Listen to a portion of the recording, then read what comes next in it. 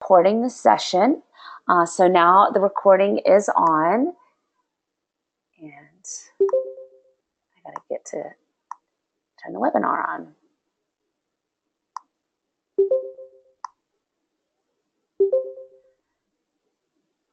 Okay, so anyway, thank you everyone for being on here. We did invite those that would be going to us with us to DC this coming up weekend. Saturday there'll be a full day of training for our Speakers Bureau as well as our board members and our more seasoned advocates. We've been doing this for quite some time now, going up to the Hill to advocate. I believe this might be our fourth or fifth time. I'm not exactly sure how many years in a row we've had the whole board there. This will be our second year, though, to have our Speakers Bureau join us. And it's more, we have more coming with us than the year before. So this is really exciting for all of us. So here is just some objectives. There's a picture of me. I do not look anything like that right now because I have the worst allergies ever. My nose is so red and my eyes are watering. So it's probably good you can't see me. But the objectives of this is the overview. I'm sorry. Hey, Stephanie. Yeah. Stephanie, Yeah. are we supposed to be seeing your screen? Yes, you don't see my screen. I don't. Does anyone else? No, it's still, I think you must be. Let me try something different with it. Hold on.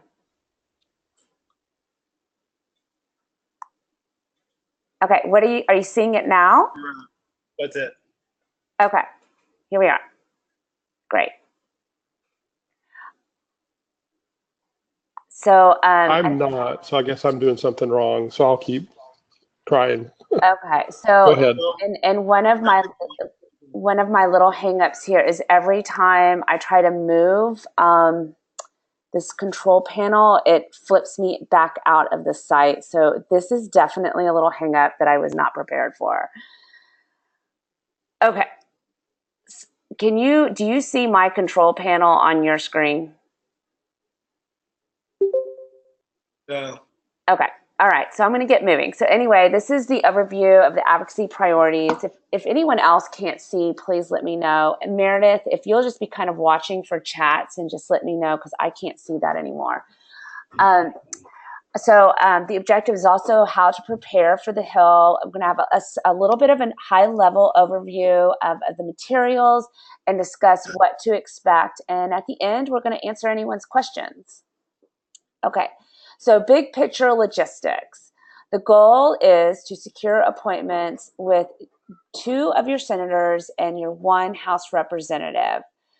You will receive a personalized schedule on Saturday at the latest to take a look at what appointments have been scheduled at this point. We have a company called Prime Advocacy that's been helping us to secure all those appointments. They've been doing a great job. I've been following it. Many of the appointments are still scheduled, but a lot of times it's up until absolutely the very last minute when they finally get some of these appointments scheduled in. Plan to be busy. You are going to be not only going on your meetings, but you will be joining some other advocates to go on their meetings with them and support them in their meeting. You also want to stay tuned all day. There could be changes that occur. There are times that that Prime Advocacy might get an appointment at the last minute, or your appointment might get canceled at the last minute. Those are things that sometimes are completely out of our control. Either someone called in sick or something's going on the Hill, and that's just what happened. Okay. We do have an MPS Society reserved room on February 26th. That's Monday, the day that we're on the Hill. That is going to be in the Rayburn building at 2103 from 9 to 4. That'll be a home base. We've never had this before. This is something that Prime Advocacy offered to us as a part of our package to work with them. So we will have that as basically a home base. A lot of times we would just be meeting in the cafeteria. if you're in on the Senate or the House side and you're not able to get to Rayburn, certainly you'll have everyone's cell phones. You can meet up with friends in between meetings. Sometimes you might have 30 minutes between a meeting. Other times you might have an hour and a half between a meeting. So you want to catch up with some other advocates, go to the cafeteria, have a soda or something to eat. Last but not least, make sure that you take lots and lots of pictures. These really do capture the moment of us on the Hill, really, really taking action, walking the talk. So the one thing that right now, while you are getting prepared to go to the Hill, that you can do on your own is to research your legislators. You can do that through social media, Wikipedia, their personal website page. There's a lot of different ways that you can look them up. Things that you want to find out is what are they passionate about, what committees are they on, and what are their hobbies or sports. It just kind of gives you a little bit of background information about who they are. Really, when you're meeting with the legislator or the legislator staff, you're just trying to build a relationship. And if you have something in common with that legislator, that senator or representative, I don't know, maybe it's playing tennis. Maybe it is being an avid sports fan. That is something that kind of can break the ice and really bridge a familiar relationship. Also, do not make any assumptions. If you get online and you find that your legislator has the exact opposite opinion and stance on something that is important to you, don't make assumptions. Don't make assumptions that you're going to go in and it's going to be a difficult conversation. You are going in on a very bipartisan issue. That means bipartisan means it can go either. It is not going to be a Republican issue or a Democrat issue. When we're talking about our children with MPS, it is an everybody's issue. So go in, talk about your story, and try to hold back any of your political stances or your political views. This is really not a time to get into that. Don't go in immediately saying, by the way, I didn't vote for you. That's not really the first greatest way to start a relationship. I'm going to be sending out the priorities and talking points, and I want you to get a chance to kind of look over that. Now, all of this stuff, I don't expect anyone to be an expert on any of it. I want you to at least just get familiar with it, get familiar with who your representative is, who your senator is, and get familiar with the talking points. If you have to go to those notes in the middle of the meeting, it is not a problem. And right over on the side, I did just write a little bit about, my personal opinion. Building a relationship with your legislator is key to this process. You may find that they are your greatest champion. They can connect you to the resources you need in this journey. So what we're going to do is when we get there, we're going to get in there and we're going to crush it. Meeting for the first time, we all get the jitters. It's natural, and it's usually even myself. I have been doing this for so many years. I've walked into so many legislators' offices on so many different reasons, and still, usually the first time I walk in for the day or when I'm first walking in, I get a little jitters. That anxiety of making sure that the right thing comes out of my mouth, that I make sense when I'm in the room. But don't worry, that is totally natural. The legislative aides that will be most likely meeting with you are familiar with that. They're there to support you. They just want to hear your message. So they most likely are going to be very supportive. Also, ongoing communication is important. Once you've met with your legislator or legislative aide, you want to keep that communication going. It shouldn't be just a first date. You want to build a relationship. Either some ways to do that is through social media. Most, I believe, of our legislators are on social media, and they do appreciate getting called out as doing good things. They love that, and they will probably like it when and tag it or be a part of that process when they see that someone is actually saying something positive about them. That is just one way to, just build a bond, build a common friendship. You also can do that with follow-up calls and letters. Anytime I go in talking to a legislative aide or the legislator themselves, I always say at the very end, I will follow up with you in a couple of weeks or a couple of days to see what your feedback is on this. Because a lot of times they'll say, I can't give you an opinion right now. Give me a couple of days and I'll get back to you. And then I actually follow up. That is the one way that you can almost pretty much guarantee that they are going to keep your information in front of them on their desk because they're expecting a phone call and they want to be on it when you do call. If you miss something while you're in the meeting, something big, don't worry. It is okay. That is just another reason for you to do a follow-up and have ongoing communication. So I wrote over here again, just my personal, what I do. When I call to set a meeting, I give my elevator pitch first, and I'm going to talk to you all about an elevator pitch. At the meeting, I set the pace with a logical agenda, starting with a personal story that relates specifically to my ask. Then I very clearly state what I need and ask for an answer. Okay, script rehearsal, your unique story. I'm going to give you some tools on how to develop this at the end of the webinar. So you will have some things to get started with, but you want to develop your story. You can use easy steps to get started. I'm going to send you a document on how to write a patient story. I'm also going to send you another document on how to have a successful elevator pitch. What that is you need to be able to say it in 30 seconds. Just think about when you get on an elevator and someone asks you a question and you have to be able to get it across before the elevator doors open again. And sometimes you want to have your elevator pitch have a little bit of mystery in it, a little bit of a cliffhanger. I have heard elevator pitches say something along the lines of, yes, I have a daughter with MPS. She's had 11 surgeries for her degenerative disease. And then you stop. And then hopefully the person that you're talking to is going to say, 11 surgeries? And they're going to ask you a question. And now you're in a conversation. And that is exactly what you want from your elevator pitch.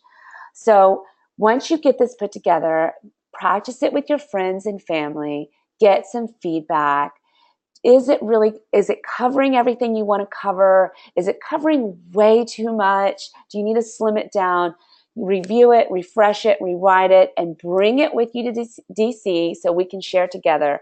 We will be doing that on Saturday. So that is the one thing out of all of this stuff that I want you to have really dug your teeth into is, what is your story? What is your elevator pitch before you come to DC? So when you get to our Saturday training, you will have it ready to go, and then we can help you if we need to trim it down, if we need to add a little, if you need, whatever you need to tweak it to make it just right.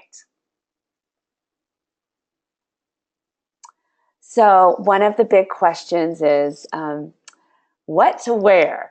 Well, conventional wisdom is to dress appropriately for the person and the place. This is a government official in a government office, so therefore you should dress appropriately. As you can see in the picture that I have here on the screen, one of our advocates from last year, he's got a suit on. He looks stunning. He's smashing. He is ready for anything. We also have Luis. I'm getting an echo, so someone just needs to mute. Luis, who is in his MPS Society shirt.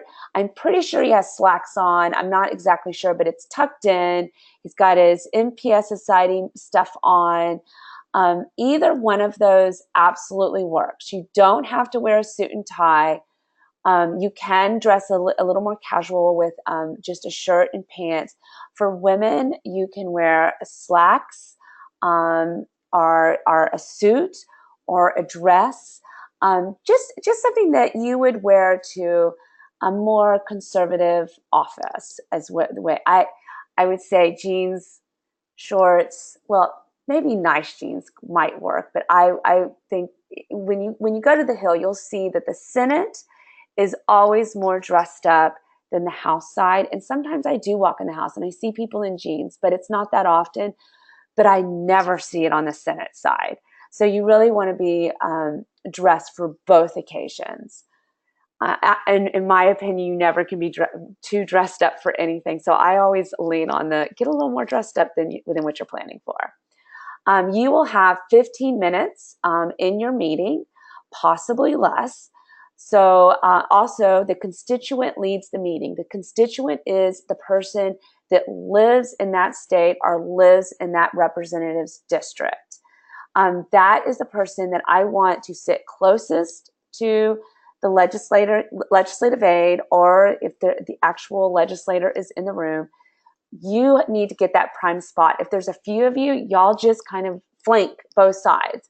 The rest of us will just fill in around the table. Usually it's a conference table. Sometimes it might be in the hallway. Sometimes it might be in an area where it's just a coffee table with a few chairs around it. Just make do. But one thing is I really do like the constituent to lead the meeting is because that is who they're most interested in hearing from. They want to know what their voters are saying, which is their constituent. Last but not least, I've said this before, but I'm going to say it again. You need to connect your story to your ask. So at the end, the one thing that the good follow-up is to get a photo with your legislator, our representative, and ask to share it on social media. This is an example of a photo that I took with, oh my gosh, whose office? I can't even make that. Elizabeth Warren's office. So the gal in the middle is the legislative aide, and Caroline Dabney is on the other side, and that's me in the picture as well. So a lot of times we go out in front of the office next to the flag, next to the legislator's sign, so that you know who it is. It's great to post that on social media. Also share it with the society. Make sure that we have a copy of that so we can be sending it out through our social media as well. Also, the one thing to know about politics is the squeaky wheel theory really does work. The more often they hear from a rare disease advocate about the same issue 5 times in one day or several times over a few years, that may be how long it takes to get some attention to legislation that's important to us. Eventually, it will start to stick if they realize we are not shutting up. We keep coming back. One way to be that squeaky wheel, again, is the follow-up call, the follow-up letter on social media. All of those ways is how you can be a squeaky wheel. Also, I do want to ask all of our advocates to send their personal thank yous to their legislator, each person that you meet with. So make sure you get their card so you have that way to email them directly. I'm certainly not against snail mail. Go for it. If you want to write it out, that is absolutely the most formal way to send a thank you note. However, it takes months sometimes to get through the Senate or the House mail offices. So the fastest way to do it is to do it through email. I actually like to do both. So I'm covered. I'm formal, and yet they're getting it quickly. So some things to consider. When you meet with your legislator or aide, remember their time is pressed. Don't take it personally. Do come prepared with an agenda plan, an idea of who will speak on which topics, your fact sheets, and your data ready. Read their body language. If it seems uncomfortable, it is. Look to your team for help. The bottom line is respect and kindness can get you a long way in politics. They also love opportunities to be a hero, so utilize that. So this is my not super great elevator pitch that I just kind of threw together, but this is an example. I think mine is probably a little long, but this is how I'm bringing my story to life. We have printed out pictures for y'all to give to each legislator. We asked for those to be sent to Mary, and then she was putting those together. You'll get those hopefully on Saturday.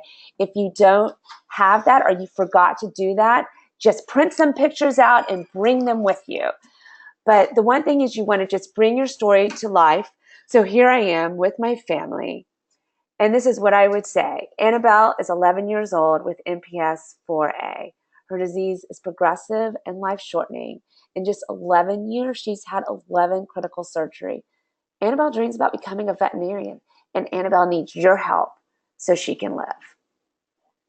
So that might not be the perfect example, but that is kind of an example. If we were setting up the meeting and you're going around doing introduction, that might be one of this, maybe in a shorter way, but how someone might introduce themselves. I'm sorry, hold on one second. Okay, sorry, I had Annabelle's in the room messing with some paper, if y'all can hear that. Okay, so when you're going around doing your introductions, the people that are not constituents, that's when they want to possibly give a snippet of their elevator pitch to just introduce themselves, show a picture of their child. The one thing that is so unique about our population is how every person is different. Their disease presents a little bit different from person to person. And it's good to show that in pictures and our descriptions of it. Okay, so here are your homework documents that I'm going to send out to you after this webinar. The first one is a successful elevator pitch. The other one is how to write a patient story. I did get these through Kristen Angel, which you're going to meet on Saturday. She is from the Rare Action Network with NORD. We have used other documents in the past so if you've done this before, these look new because they are. But I was so excited when Kristen told me she already had these documents ready to go for me, because I do think sometimes it's great to develop your story and your elevator pitch with a new tool so that you might get something different out of your story that will really be meaningful, to just refresh it. Our stories change, year to year. Okay, so this is the meeting agenda.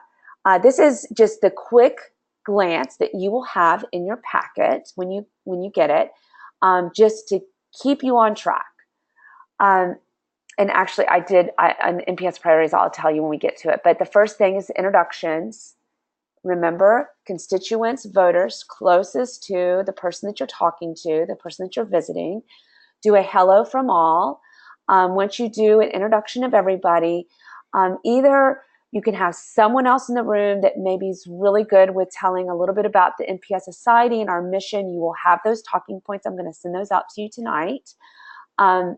It is a long list of talking points. So what I do is I go through and highlight the ones that I like the best, the ones that I feel like will flow out of my mouth the most naturally. And those are the ones that I speak to. There's going to be more than you need in your talking points. And then you're going to do the constituent's personal experience with MPS. This is telling your story and connecting it to the ask. You only have 2 minutes though, so it's not going to be very long. You need to keep it brief. The other thing, which sometimes it happens naturally, sometimes it doesn't, but I like to put a little space in there of learn about your legislator. And these are some easy 2 questions that really keep you on task. It gets you a little information about what do they already know about MPS or rare diseases. Maybe they have a family member. I have been in offices where the legislative aide that I was talking to actually had a rare disease himself. I have been in a legislator's office where the legislative aide had just had a child with a mitochondrial disease. So that legislator and that entire office was super in tune with rare diseases because they were experiencing it from someone within their little family, their little office family. So that was really great information to have so that when I was talking to them, I could kind of connect that back to their own personal experience, that's what I'm going through too. Um, but I do like try to, ask some questions that either keep us on task or something. If they're like a great sports fan and that's a good connecting point, go on and throw it in there. The other thing is the next thing on the list is the MPS advocacy priorities. On here I have the Open Act. We are going to also be presenting the MPS related appropriations language, as well as asking them to join the Rare Disease Caucus. And I'm going to tell you a little bit about that next. The final thing that you're going to do is do a quick thank you, swap some business cards, and snap a photo. Okay, so here we are to the advocacy priorities overview, and it looks like we are just coming on 8 o'clock, so we're really good on time. Hopefully we'll have plenty of time for questions. Many of you are probably very familiar with the Open Act. This is something we have been going at and advocating for since 21st Century Cures, which was 2 years ago, maybe 3, I think 2 years ago. My years kind of blend together. So this was, we advocated for it to be in 21st Century Cures. It did get in on the House side, but then when it went to committee and through the Senate side, it was tossed out. It was considered a little too controversial. So they pushed it out of 21st Century Cures. We did have a huge amount of wins in 21st Century Cures. So at the end of the day, it was a massive success, but we didn't get the Open Act. We advocated for this last year. We made a little bit of headway. Certainly it's a whole, and this is when I go back to what I said in the beginning. Sometimes our legislative ask last over a few years to actually get to a win. This one is, the Open Act is about putting in, legislating an incentive to drug manufacturers to invest in repurposing existing drugs for potential use in the rare disease community. They would receive an additional 6 months of market exclusivity for a drug if they can establish that that drug treats a rare disease and receives a rare disease indication from the FDA on its labels.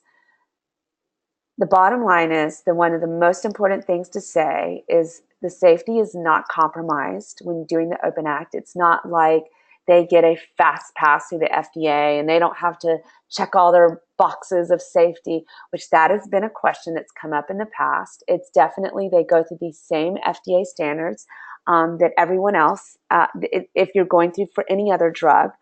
The one thing that we really like about this one is most likely there are hundreds and hundreds of drugs already being used by humans safely for other indications, for maybe arthritis or any sort of, an anti-inflammatory. And we've experienced that in our community where when we've gone to that drug company and we said, this drug could potentially really help this rare disease population, specifically the MPS population, they don't exactly want to go through that process. First of all, it costs them a lot of money. And we're a small patient group. So what is the big win there for them?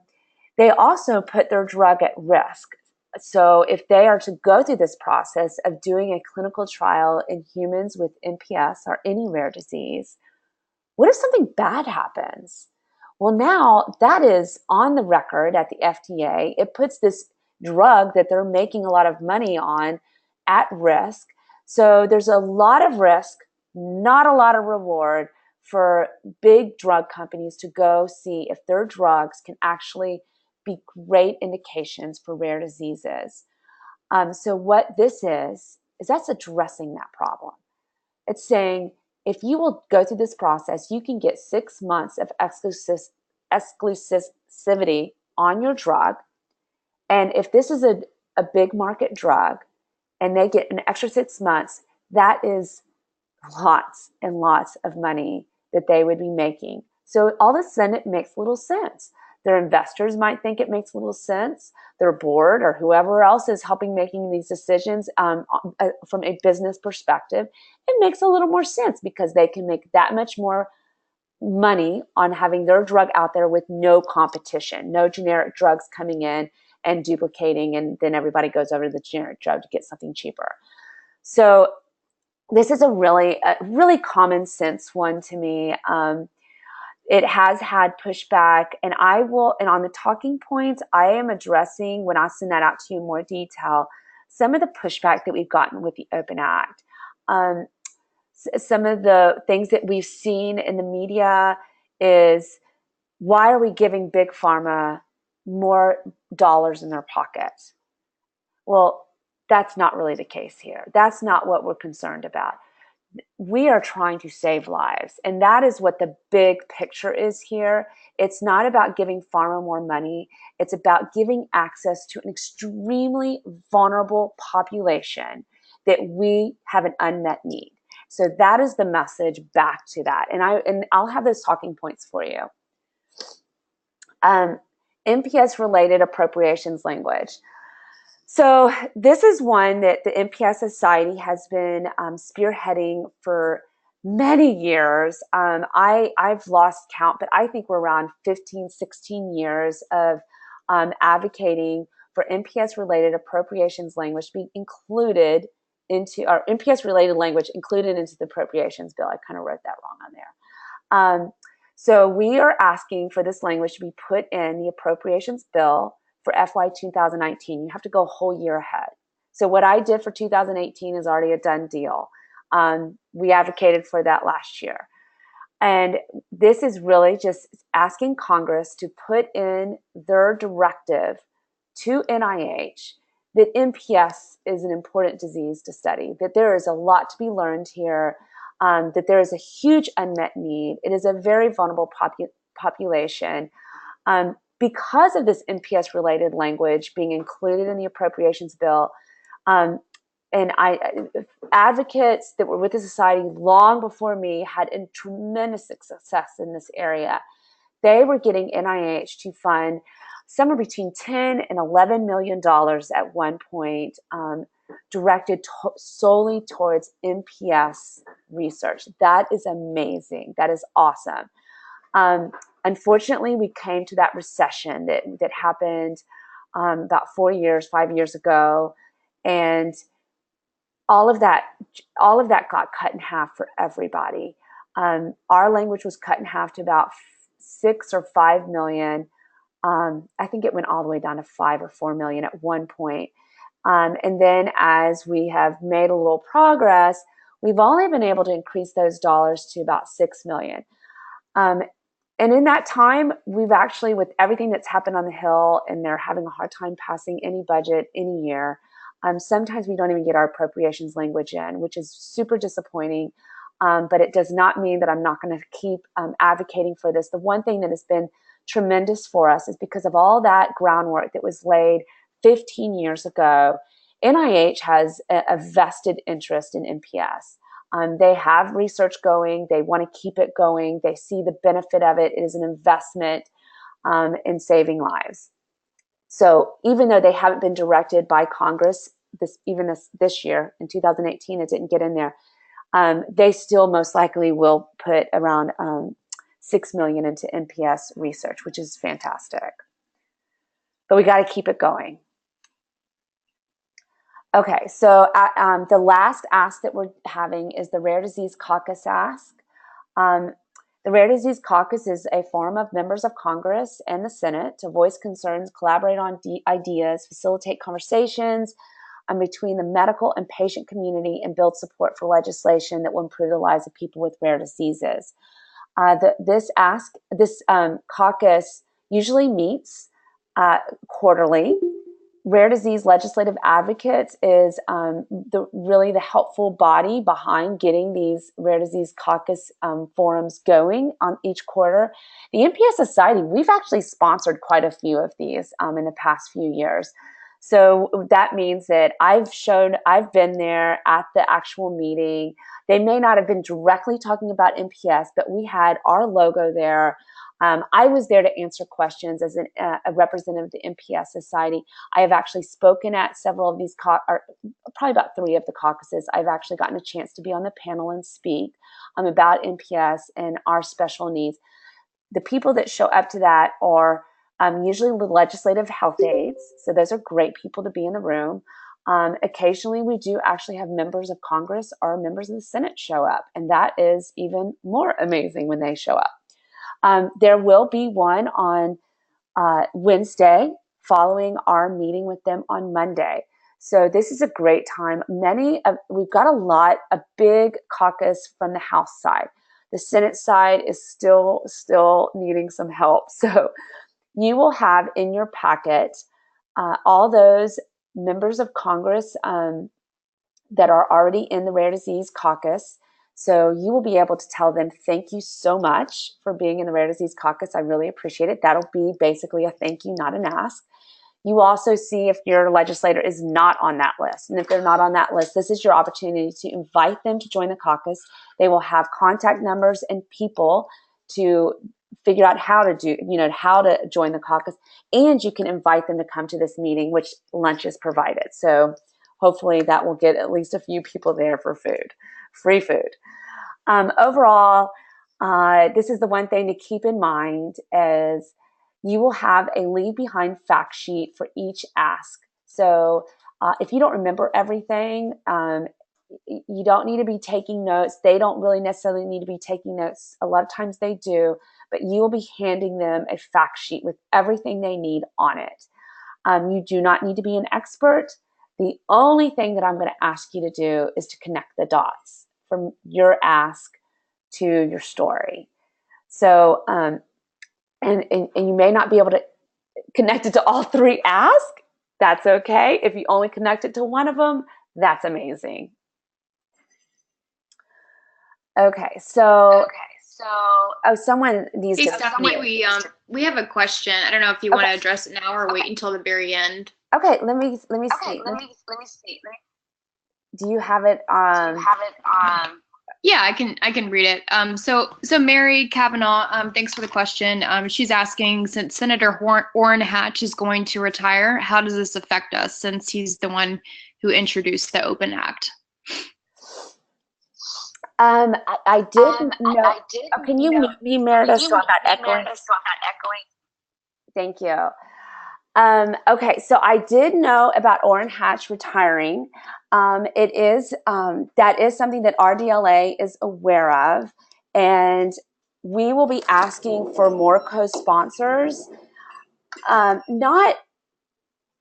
It would have been great if we had been able to get Open Act across the finish line because Hatch was such a great champion for the rare disease community and for the Open Act. But that just means that we're going to need to be finding some new champions. And we will be finding those champions. It might be you, anyone on this call. You could be that connection to finding our next champion for Open Act because of your story, your delivery, your connection, our personal connection to having in that meeting. So that we are looking for that. But it is the overall goal, which this is probably a little into the weeds on it, is hopefully to get the Open Act attached to another piece of legislation that makes sense. In the meantime, because that's usually how legislation such as this one that's a little small, you try to attach it to a bigger package that makes sense. But in the meantime, what we want to be doing is educating everyone we can about it. So if it does possibly go as a standalone, or it does get attached into a larger package, we can at least have educated and try to address those any concerns that people might have. Just give it a bigger chance to get across the finish line. Okay, is that the only question? I think so. Yes, that's the only question so far. Okay. I don't know if it's flipping back and forth for y'all. It is for me too. Sorry, but I'm back on track here. Okay, so the materials that you will be provided, it's a long list. Okay, you're going to get your schedule. You're going to get your advocacy meeting agenda for 2018. That is what I already showed you in the slide. You'll get your talking points. Please review, get familiar with it. You're also going to have an Open Act one-pager, your appropriations FY 2019, and that's going to also be a one-pager. And when I say one-pager, that means that's going to be printed out on nice paper. That's what you're giving to the member that you're meeting with so that they can hang on to that. But you will also have a copy of it in your packet. At least that's what I've asked for. I think that's happening. You will also, some extra little tidbits of information that we add into your packet is MPS diseases by your state.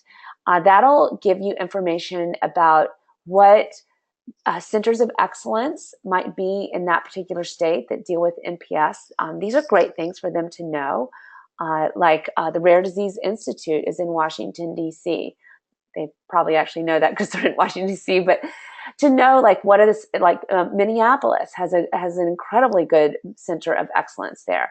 That's just something to share with them so that they know that they have a lot of patients coming to their state for help with MPS. It'll also let them know how many MPS society members we have in their state. We have that on there as well. I think we still have that on there. But anyway, just a few little facts about your state. Use it if you want. If it doesn't seem relevant or compelling, then don't worry about it. At least I just wanted to provide it to you. You will also have your advocate cell phone list. This is all of our cell phone numbers. If you're lost, if you need some help, if you lost your packet, call me or one of us that's in charge, and we will do everything we can to get you set up, get anything fixed. Also, you can use it to do meetups in between meetings. You will also have a Capitol campus map, which will have the House is on one side of the hill and the Senate is on the other. It takes approximately a 15-minute walk, brisk walk, to get from one side to the other. Hold on just a second.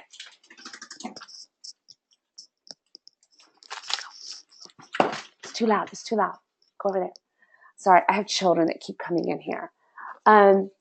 So the Senate is on one side, the House is on the other. One thing that has happened to me in the past is I have been on the House side. My meeting started late. It ran too long. And now I have literally 5 minutes or something to get to the Senate, to the other side. In that case, I actually do run out. I grab a cab. There's usually cabs right there at the entryways. And I ask them to drive me across the way, and I can get there in like a few minutes. That is a last resort. I'm freaking out. I just need to make my meeting option. But hopefully we will not have any of y'all compressed in those. Maybe some of our more seasoned advocates, we might have to ask for quick turnarounds. That happened a lot last year because we just had a lot of meetings in one day and a lot of new advocates. So hopefully we'll have a little more time between each meeting and there will be no stress. If you are running late, hopefully you will have a phone number to call the office. I'm pretty sure that's going to be in there, that you can call and say, whatever's going on, I'm going to be there in 5 minutes. I'm hung up in another office. It takes me a minute to get from point A to point B. So you'll have oh gosh, I put this twice, one page only behind fact sheets.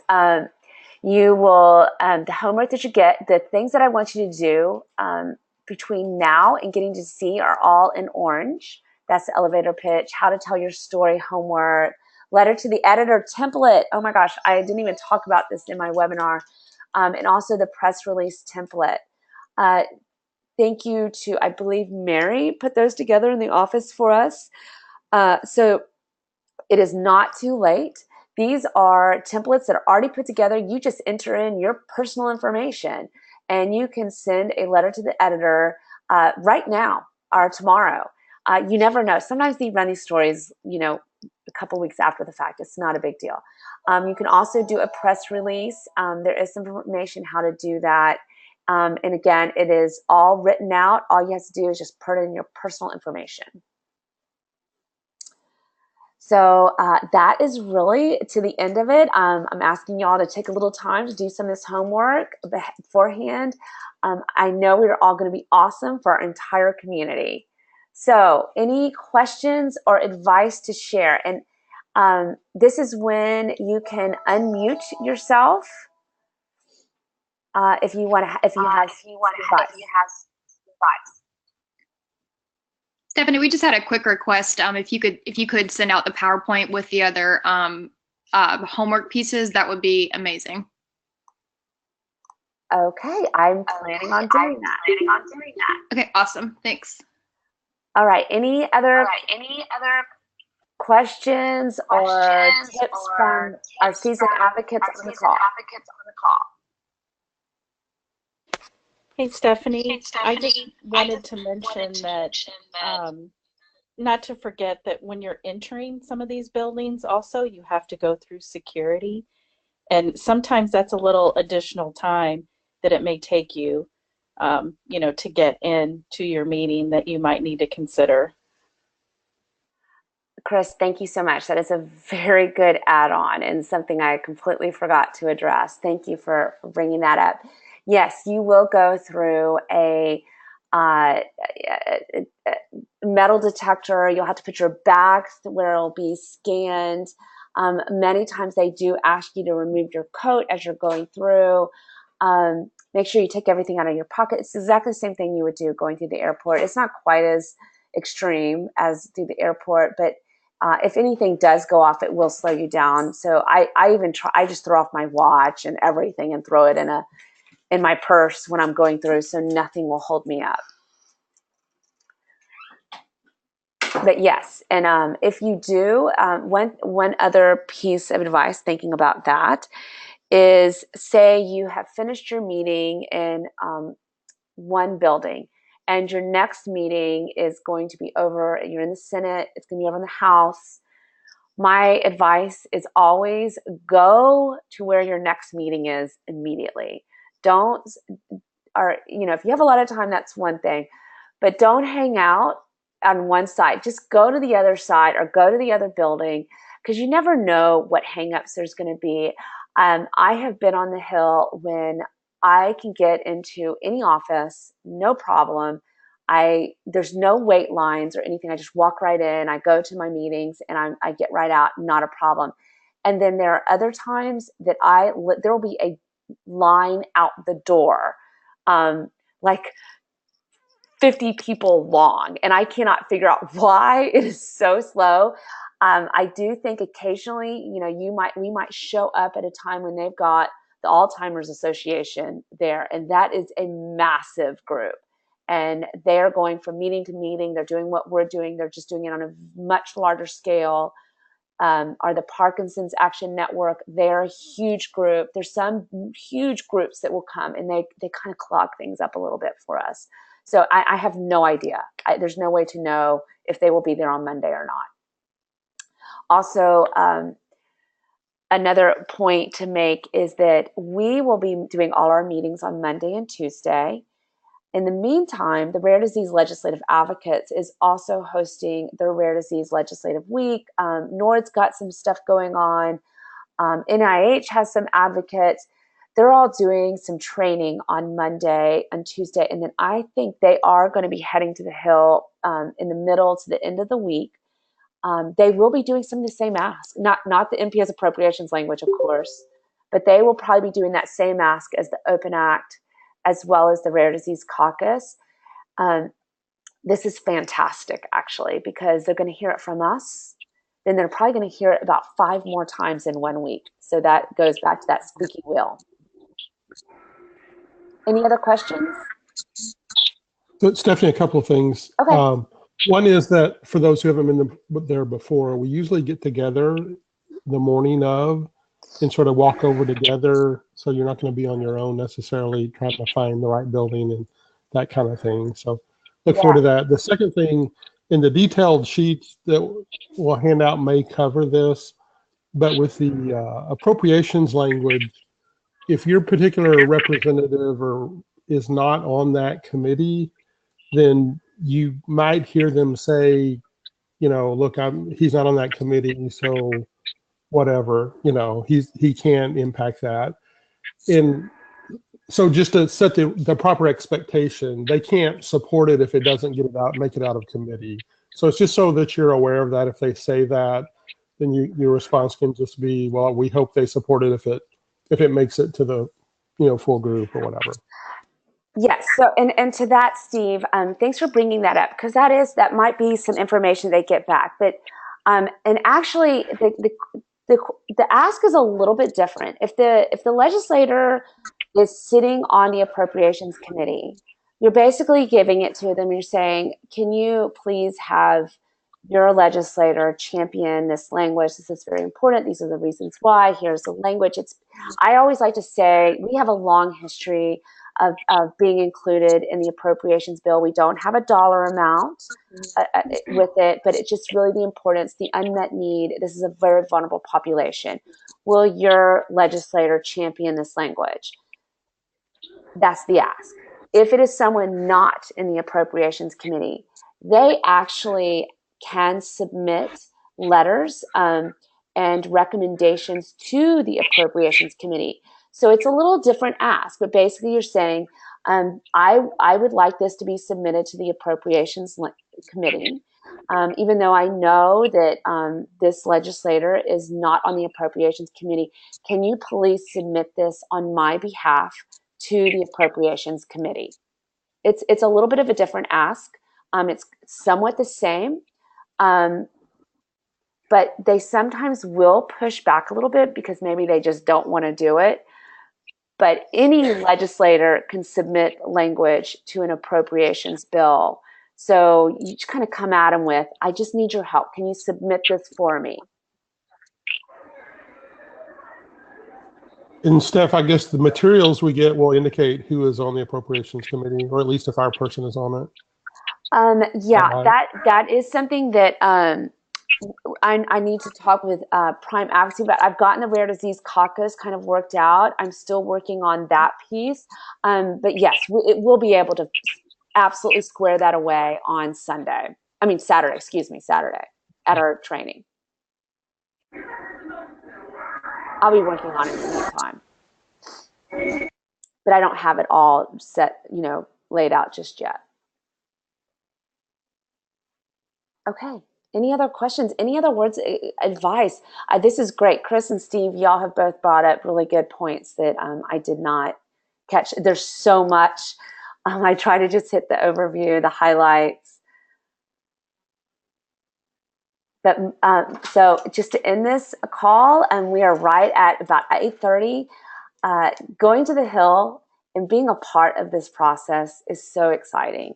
I am thrilled to have so many new advocates and some of our seasoned advocates coming back with us. I feel like this is probably one of the most empowering moments that you will have. It'll be very memorable to really just go in and talk to your legislator and really be a part of the process of our government, which is what we can all do, but so many of us take it for granted. So I'm so excited for you to be there, and everyone will do a great job. I just know it. All right. So I guess we will end this call, and I am available, of course, by email. If you have any questions, I'm also going to be there with Kristen Angel on Saturday early at 9 a.m. to get started with our training with her, and I'm excited. She actually goes out across the United States every year and does training with rare disease groups or rare disease, a gathering of rare disease families or patients, teaching how to advocate on their own behalf. So she's really spot on for what we need and the training that we need to be on the Hill on Monday. All right. Thank you so much, everyone, for being on the call. I really appreciate it. Have a good night.